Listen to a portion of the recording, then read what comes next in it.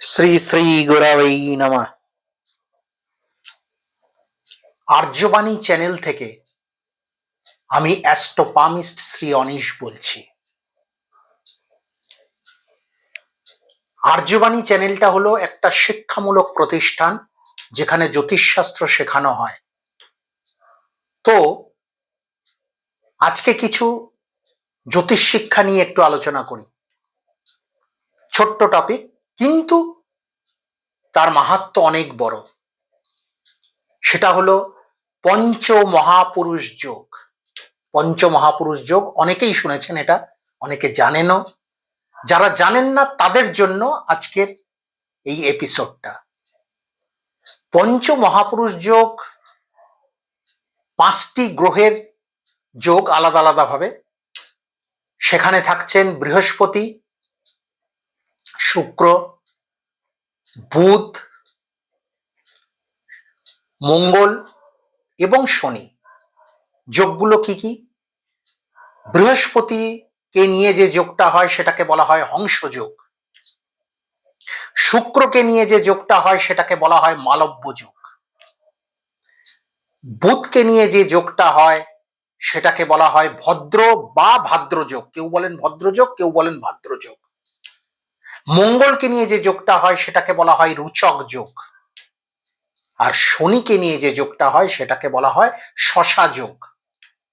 এই যে 5টি যোগ, হংস যোগ, মালব্য যোগ, ভদ্র বা ভাদ্র যোগ, রুচক যোগ এবং শশা যোগ, এই 5টা যোগকে নিয়ে পঞ্চমহাপুরুষ যোগ বলা হয়ে থাকে। বৈদিক জ্যোতিষে বলা হয়ে থাকে যে এই 5টি যোগের প্রত্যেকটি রাজযোগের সমতুল্য। জ্যোতিষশাস্ত্রে যে রাজযোগ আছে তার সমতুল্য এই 5টি যোগের এক একটি যোগ, কেননা প্রত্যেকটি যোগই অত্যন্ত শুভ ফলদায়ক। তো আজকে আমরা এই 5টি যোগ মানে পঞ্চমহাপুরুষ যোগের প্রত্যেকটি যোগকে নিয়ে আলাদা আলাদা আমরা আলোচনা করব। প্রথমে আসছি হংস যোগ সম্পর্কে। হংস যোগ হয় দেবগুরু বৃহস্পতি যদি তার নিজস্ব রাশি ধনু বা মীনে অবস্থান করেন, কিংবা বৃহস্পতি তুঙ্গস্থ কর্কট রাশিতে বৃহস্পতি যদি সেখানে অবস্থান করেন, কিংবা যদি বৃহস্পতি কোনো জাতক জাতিকার লগ্ন চতুর্থ, সপ্তম বা দশমে অবস্থান করেন, তবে সেটা হংসযোগের অন্তর্ভুক্ত হয়। তো কোনো জাতক জাতিকার জন্মছকে যদি হংসযোগ দেখা যায় তবে কি হতে পারে? তবে সেই জাতক জাতিকার, ধরা যাক তার ছোটবেলায় কোনো জাতক জাতিকার দেখা গেল যে তার হংসযোগ আছে, তবে এটা নির্দ্বিধায় বলা যায় যে সেই জাতক বা জাতিকা অনেক বড় পণ্ডিত মানুষ হবে,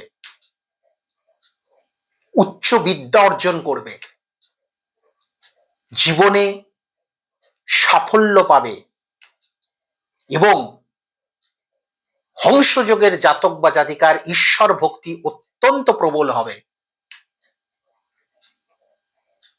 এবার আসছি আমরা দ্বিতীয় শুভ যোগ, পঞ্চমহাযোগের দ্বিতীয় শুভ যোগ মালব্য যোগে। মালব্য যোগ আগেই বললাম শুক্র গ্রহর সাথে মালব্য যোগ জড়িত। এবার শুক্র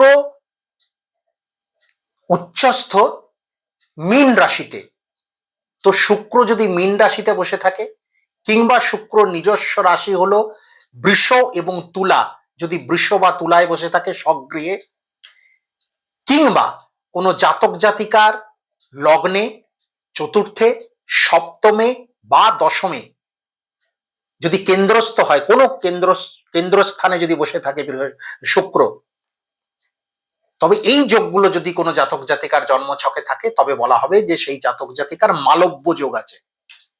এই মালব্য যোগ যদি কারো জন্মছকে পাওয়া যায় তবে এটা বলা হয় বৈদিক জ্যোতিষ অনুসারে যে সেই জাতক বা জাতিকা, যদি জাতক হন তার স্ত্রীর থেকে, যদি জাতিকা হন তাহলে তার স্বামীর থেকে অত্যন্ত সুখ পাবেন এবং তার সন্তান সুখ খুব সুন্দর, মানে স্পাউস ভাগ্য সেই মালব্য যোগের জাতক বা জাতিকার খুব শুভ এবং সন্তান ভাগ্যও শুভ। এই জাতক জাতিকার গাড়ি বাড়ি হওয়ার সম্ভাবনা প্রবল এবং তার লাইফ লিড খুব সুন্দর হবে, মানে পয়সার জন্য মালব্য যোগ যাদের হয় তাদের পয়সার অভাব কোনোদিন হবে না। এবং এই মালব্য যোগের জাতক বা জাতিকারা যে কোনো ক্রিয়েটিভ আর্ট তাতে পারফর্ম করবেন এবং খুব সুন্দরভাবে পারফর্ম করবেন যদি কোনো জাতক বা জাতিকার মালব্য যোগে জন্ম হয়। এবার আসছি মঙ্গলের যোগ, রুচক যোগ। রুচক যোগ কখন হবে?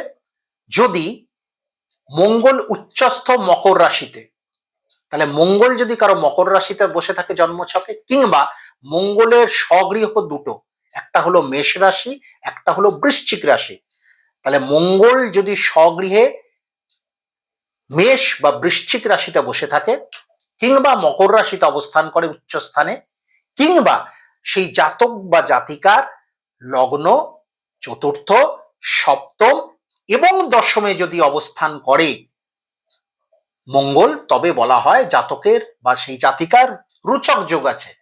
আচ্ছা, রুচক যোগ কারো জন্ম ছকে থাকলে তার কি মাহাত্ম্য বা তার কি উপকারিতা? রুচক যোগ যদি কারো জন্ম ছকে থাকে তাহলে তার মধ্যে একটা লিডারশিপ কোয়ালিটি থাকে, প্রচন্ড পরাক্রমী হবে সেই জাতক বা জাতিকা।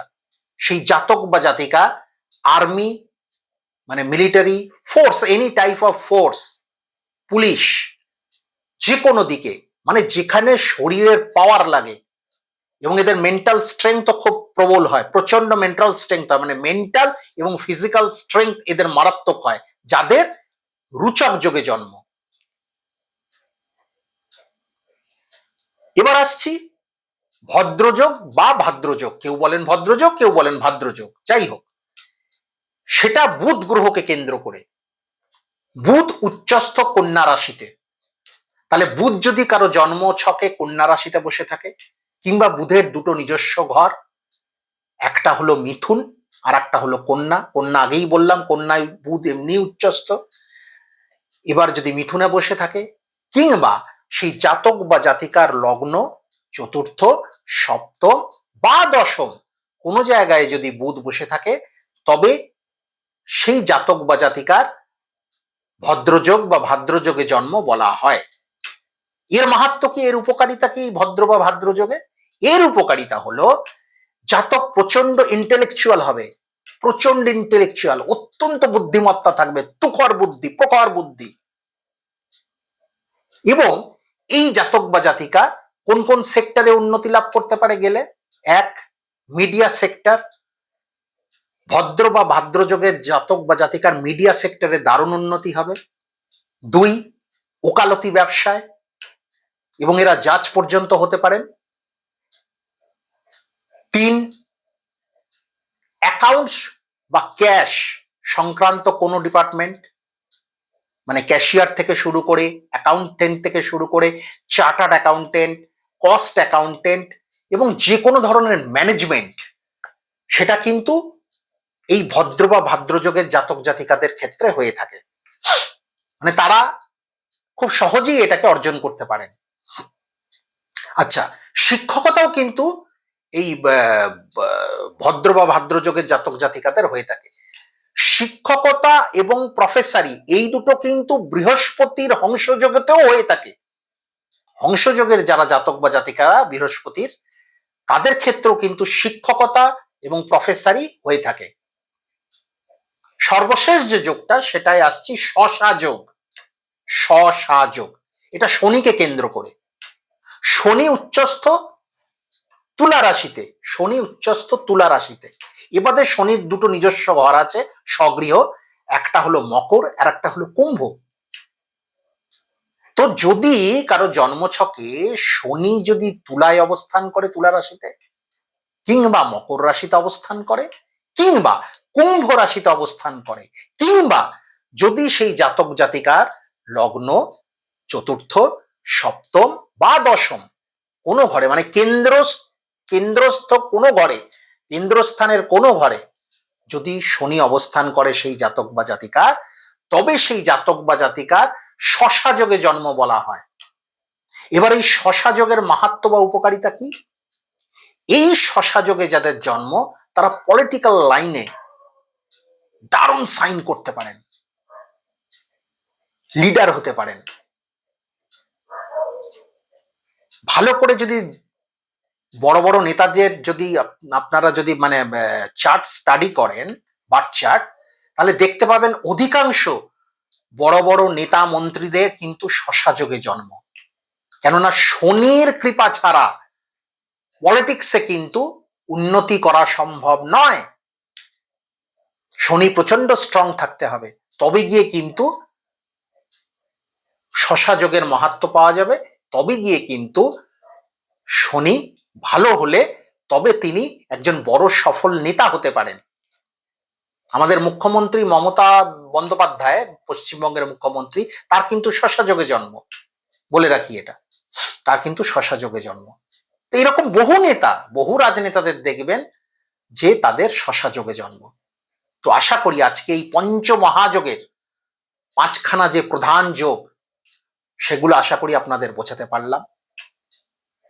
তো এই আর্যবাণী চ্যানেলে শিক্ষামূলক বিভিন্ন এপিসোড করা হয়েছে ইতিপূর্বে, আপনারা জানেন, যারা দেখেছেন, যারা দেখেননি দেখে নেবেন। আর্যবাণী চ্যানেলে স্ক্রোল ডাউন করে গেলে দেখতে পাবেন প্রচুর শিক্ষামূলক এপিসোড করা হয়েছে জ্যোতিষ শাস্ত্রের উপরে।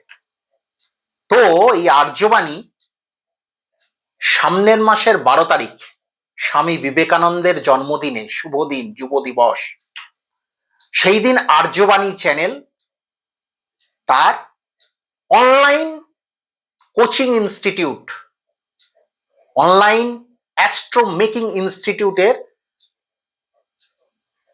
প্রকাশ ঘটবে, শুরু হবে যুব দিবস থেকে, সামনের মাসে 12 তারিখ থেকে।